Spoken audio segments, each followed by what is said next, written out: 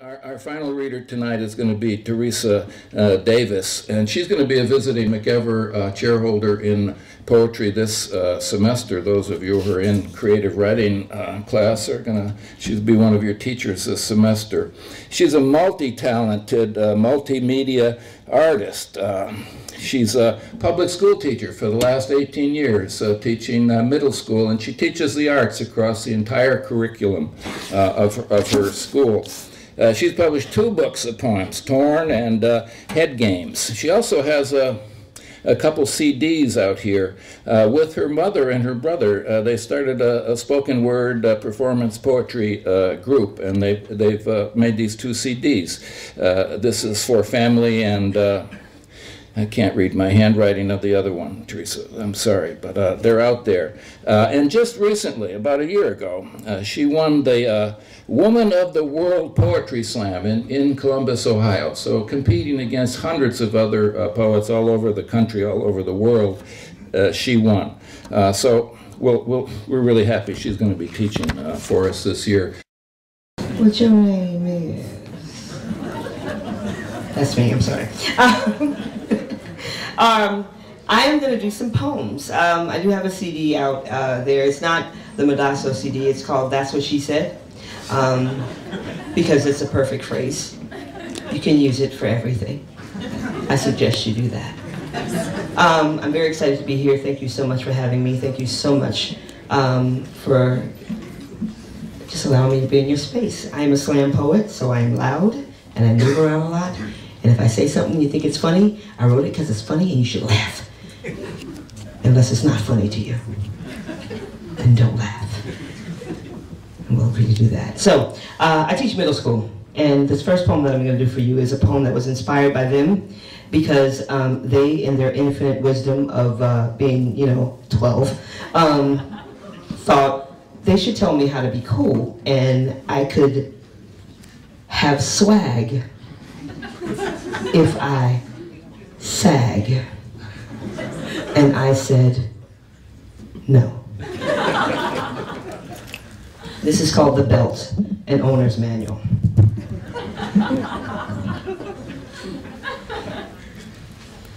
After a disturbing conversation with my middle school class about fashion. Now, children, here it may be important to go back to the beginnings, not as far back as Adam and Eve or Lucy, chilling in the Great Rift Valley, just back to the good sense your parents gave you, back to the basics. So let's start with you. You were born, and surely one day you will die. But in the meantime, you live. You're given a body, one designed by you, perfect in the eyes of others. We are all our own worst critics. But the skin you're in, well, that's the skin you wear. And then there's underwear, which could be tricky by today's standard. But back in my day, we took it quite literally. Garments worn under other garments, underwear. I know, it's shocking. Then came pants. First, just the waistband, sometimes held up with a rope, Jethro Bodine style, but then they went and got all high-tech. They got these newfangled things called belt loops, and they were designed for belts. You would weave it through the loops provided, and aside from being highly decorative, they would hold up your pants. Amazing. But lately I have noticed that pants, while belted, sink lower and lower on some frames. This could be a design flaw. Perhaps the loops are too far apart for the belt to achieve maximum beltage, but they got even lower and lower. Underwear became outerwear, backs bent, feet shuffling, arms anchored at the side, an effort to hold pants in place, buckle gleaming brightly, and I am thrown back in time, middle passage, bodies in the bellies of ships, chains looped to hold in place, stolen treasure dangling from legs, backs bent, feet shuffling. There would be no running, no escape when ankles are belted, chained. For auction, blockbuster release into bondage time so long ago, they seem like yesterday. When I see this young man, back bent, feet shuffling, knees chained, belted, calling it swagger, calling it fashion. And it's simple, really. You hold the belt firmly in your hand. You take the notch part, weave the loose provided. When the ends meet, you secure it with a buckle, and your hands are free. Your back, it's straight.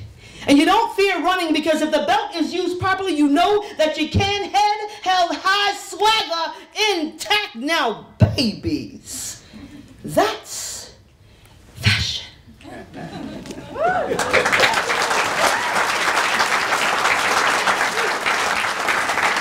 Thank you. So I write a lot of poems about political things, and I don't know if you all remember, but last year this guy who was a preacher in Florida thought it would be a really good idea to celebrate 9/11 by burning a Quran. And I thought, really? Really? I'm a teacher who generally picks her books from the burn ban book list, because that's how I roll. So it offended me on many, many levels. And I wanted to write a poem that kind of talked about that, but also the book 451, Fahrenheit 451, kept rolling through my head. And I thought the juxtaposition of those two things have to be addressed. So I wrote a poem. Hi, Marshall. And it's called 451. And it's a numbers poem that doesn't go into order. And I thought that was great. All poets have number poems. Mess it up. Mess with people's heads. It's a beautiful thing. 451. Ignition temperature is a temperature at which something catches fire and burns on its own. 4. For those who fan the flames of ignorance, growing something larger than fear, they grow hate, hanging around their words, disguise the truth. They call it religion. They call it patriotism. They call it terror. The written word has always been inflammatory, full of hope and heart. Such bullshit in modern times, because now we the people, we know better. We know how to hold the match steady, balance it on the tips of forked tongues, and throw it around like democracy, like assumption, like global insight, a riot, like church and state. So fan the flames, media moguls. My God is bigger than yours. 5. Pillars of faith.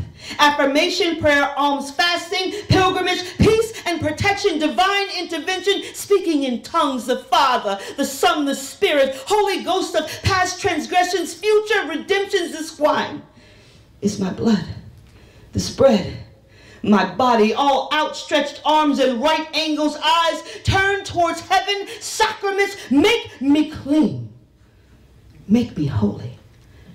And Florian, patron saint of firefighters, bless us. Keep the flames from spreading. 1. Nation under God, indivisible, with liberty and justice for all. Lyrics spoon-fed by false idols who never intended for us to learn the art of self-interpretation, because that idea of tolerance, it ignites so hot it could burn down global communities. Biblia class, this is Libricide. Please remember that the Nazis burned more than books. Oh, emulator. I never thought you'd show your face here, but hooded or not, I recognize those eyes anywhere. 451 degrees Fahrenheit, the temperature at which book paper catches fire and burns. And you can disagree with words written on pages, held together with a spine, tucked between covers, filled with love, faith, imagination, and terror. But fire, unlike you, it doesn't discriminate. Our frail flesh and bone bodies, we're all different, like ideas. Our bone, this sinew, we all have different ignition temperatures, different sparks that will set us aflame. But fire knows exactly the temperature it needs to reach to burn a book. And it could give a damn whether you have read the word or not. 451, thank you.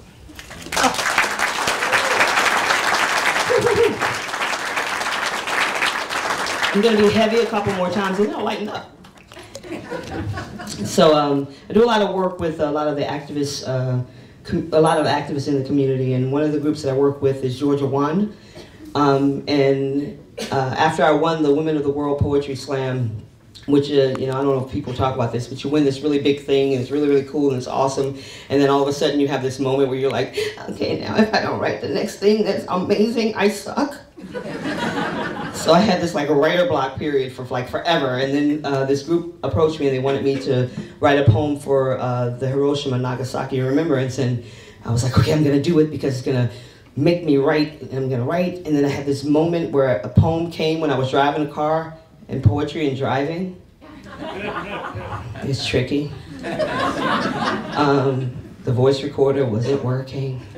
I'm trying to get home so I could write this poem. The lines are running and they're coming so fast. I'm like, if I don't write it down now, it's gonna be brilliant. I'm gonna miss it, it's gonna be awful. Get home and I like run into my computer and my daughter's on the computer. I'm like, really? So I go to the other computer and the other daughter's on the computer. I'm like, really?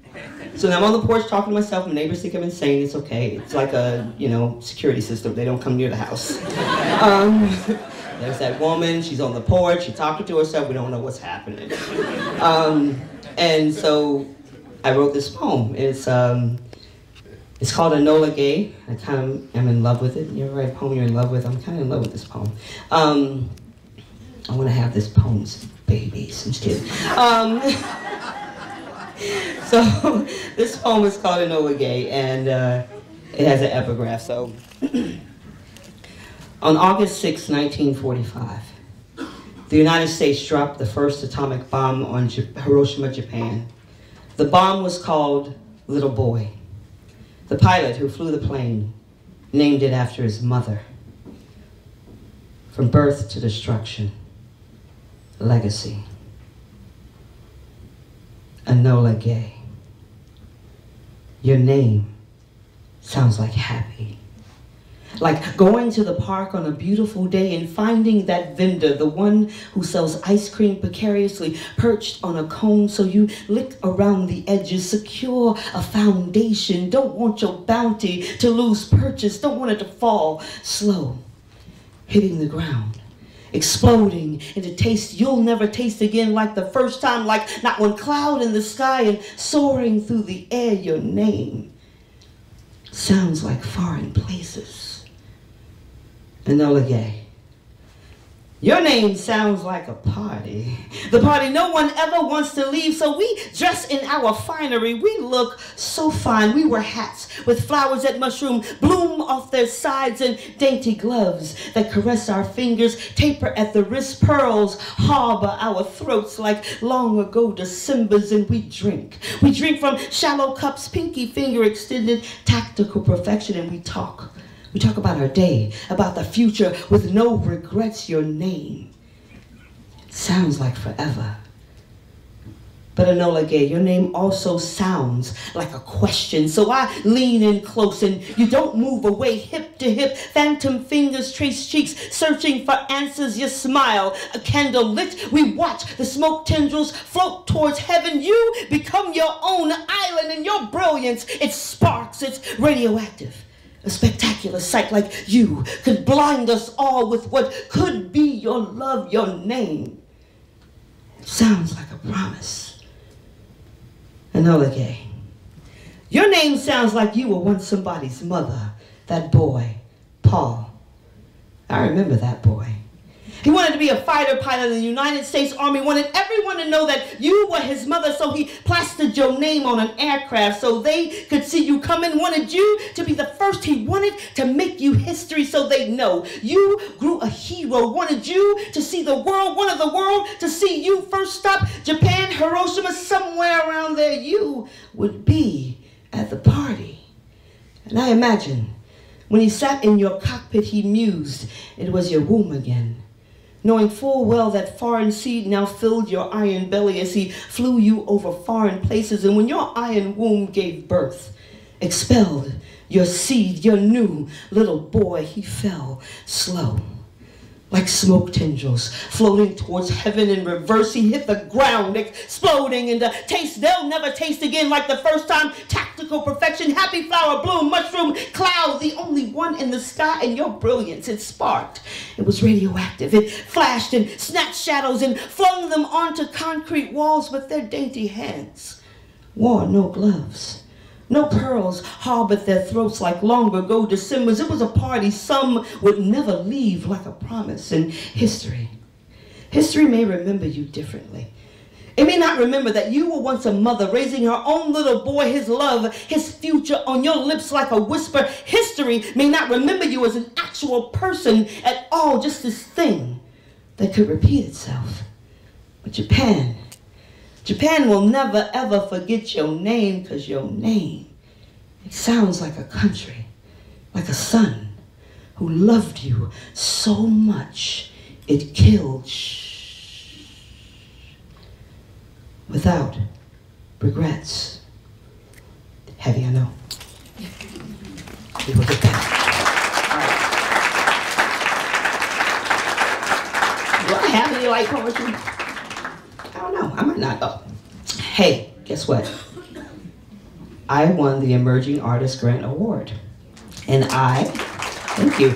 I am putting together a collection of poetry. I'm a middle school teacher, just dealing with middle school kids and the conversations that they have with their teachers and that they share with me, and how, it's really frustrating. Some of the things that these kids are being put through and why they don't trust us. We know why. They don't trust us. Because we lie. Some of us. I don't lie. I'm too honest, actually. I scare them in a whole different way. So the project that I'm putting together is called Simon Says, and this is the title poem from that project, and it's called Simon Says. So let's do this one.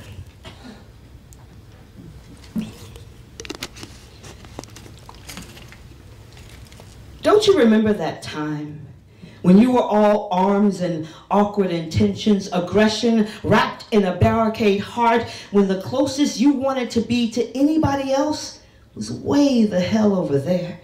When you were minx and sass, teeny bopper, borderline juvenile delinquent, when your body turned, okay, I'm gonna start over. It's a new poem, and I'm too excited. And pre-pomaturity ejaculation, yeah, it's real, it's real. You get excited, the poem comes out too fast, you just hold it back, hold it back, hold it back. I'm having safe poetry speak here. We're all safe now. Sorry. I'm nervous, and I say stuff when I'm nervous. It'll be better. Don't you remember that time in your life when you were all arms and awkward intentions, aggression wrapped in a barricade heart, when the closest you wanted to be to other people was way the hell over there? When you were all minx and sass, teeny bopper, borderline juvenile delinquent, when your body turned battlefield, bones aching, tonal war of vocal cords, when you didn't know where you fit, but you wanted to so badly. You hid whatever you thought could be held against you in the backyard next to G.I. Joe and Barbie. And this is where I need you to remember who you used to be, to fully understand and appreciate what happens next. To the 6th grade science teacher, who after a female in his class asked to be excused twice during his lesson, felt it was appropriate to announce to her classmates that it must be her time of the month. Before that moment, science was her favorite subject. She was going to cure cancer, return renegade memories to Alzheimer's patients. She hates science now, and what I think she really means is that she hates you. But the cause and effect of your forked tongue has left her casualty, period. And to the 7th grade English teacher, who in her infinite wisdom saw fit to expel a 13-year-old boy for 3 days because the wind blew at the wrong time and things became erect. And now she doesn't understand why he won't talk to her, why he's so cautious in her classroom turned minefield. He is silent, because that is the one thing he can control. And since you seem determined to punish him for the things that he can't, why would he give you more ammunition? He is cautious because you have turned enemy camp, and now you want to go screaming zero tolerance. Like that's synonymous with hijack your own common sense. I have zero tolerance policy in my classroom. Talk during one of my tests? Watch me hand grenade your efforts, launch them into the nearest spherical filing receptacle. Do not talk during one of my tests. But in 2010, when Simon stood erect, slammed a pencil on the desk in the middle of my math test and said, "Miss Theresa, If Freddie Mercury were alive today, we would not be at war with Iraq. I thought 3 thoughts simultaneously. First, I thought, he knows who Freddie Mercury is. Second, I thought his parents are awesome because he knows who Freddie Mercury is. Third, I thought he might be right, and who am I to punish him for his insight when teaching our children? It is important that we remember that we were once one of them, and shaming them about the bodies they are trying to invade, the voices they are trying to own, will not win us their trust. It will only render us untrustworthy. So educators, quiet your voices sometime so that you can better hear theirs. Do this, and I guarantee you, our young people, they will rock you. See, I thought it was clever.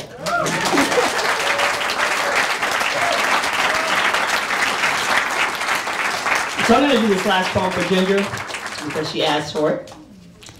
I have many lives. I do many things. Sometimes I perform in drag. My drag king name is Boots Knockin'. It's true.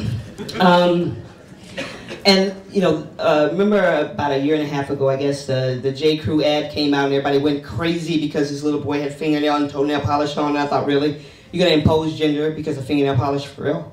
It made me mad. And I got into a conversation on face crack, which made me madder. And I wrote a poem. It's called Going on a Bender. I consider the boots, the way they mold to calf and step, the way they add a little extra swagger to my stride. When I don the hat, I tilt it so that it nearly covers my right eye. The glue, carefully applied to my upper lip, will hold hair cut from my own head. Maybe I'll wear a goatee today, some sideburns. The corset. The corset will confuse some, but I don't bend for them, so I don't give a damn. I mean, the way I figure it. If you are talking about me, if you are judging me, then your would-be bully tongues aren't lashing someone else's, questioning thin skin, black and blue. There are those who care so much what this world thinks of them that they contort their spirits into people they will grow to hate, and I don't do that no more. I have grown into my defiance. Long gone are the days when my response to people who felt it was their job to point out that I don't look like a girl was to pull down my pants in their presence. Check. Make sure my pieces were still there. I mean, if you're going to tell me what I look like, try not to be a coward and stomp off when I report that my vagina is still intact, because what I look like is only relevant to me. See, I'm not your Barbie doll. I am my own Barbie doll. I have been known to wear men's suits, dresses, lace, mesh, vinyl, silk, chaps, and a strap-on, sometimes all at the same time. And all this really means is that I am different on different days, because days, they tend to be different on different days. And if you are of the small-minded ilk who believes that clothing or fingernail polish makes the man or the woman, maybe you need to come visit my classroom. But I'm going to need you to sit in the back and let the futures I push teach you what an open mind looks like and what mind your own business sounds like today.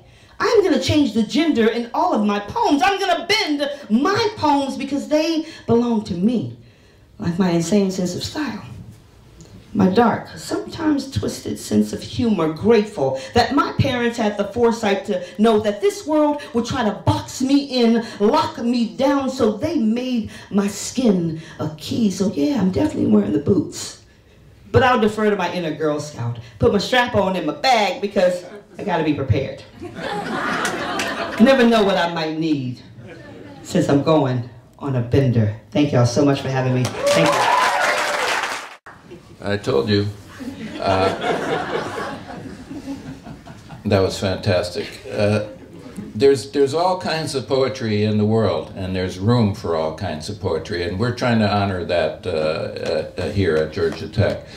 The people I want to thank, first of all, our Dean, Jackie Royster, is here. Deans don't show up to readings very often, and it's really nice. And when I say our, I mean I mean Ivan Allen College, which is the liberal arts college of Georgia Tech. Kodak Harrison's been taking care of our sound for several years now. Kodak's a terrific musician, spoken word artist himself. If any of you are interested in spoken word or performance poetry or slam poetry, check out his Java Monkey in Decatur on Sunday nights. It's amazing. And Kodak's a Tech alum, Army, ROTC, here some years ago. Travis and Ginger, for the last 10 years, this never would have happened. Nothing at Poetry at Tech would not have existed without their continuous work. Terry has given us a great new home here, a venue here at this museum. It's a beautiful place. It's a perfect room for readings. Did I forget anybody? Did you leave anybody out? The poets were fantastic tonight. I have one more thing I want to say. There's a lot of young men here tonight, as always at Georgia Tech. Valentine's Day is coming up. Don't screw it up, guys. And I have one other piece of advice. There's a lot of young men here tonight alone. Some of you are with dates and things like that. But I know this is a little sexist to say this, but chicks dig poetry. And we have 2 more readings this spring. Next time you come to a reading, ask a young woman to come with you. And she might think you're really sensitive or something like that. Chances are you're not, if you're most of the young men that I know here. But I know that's a little sexist, but try it out, dudes. Try it out. 2 more readings this spring. They're both terrific. Doesn't get any better than this tonight. Thanks to the poets. Thank you all for coming.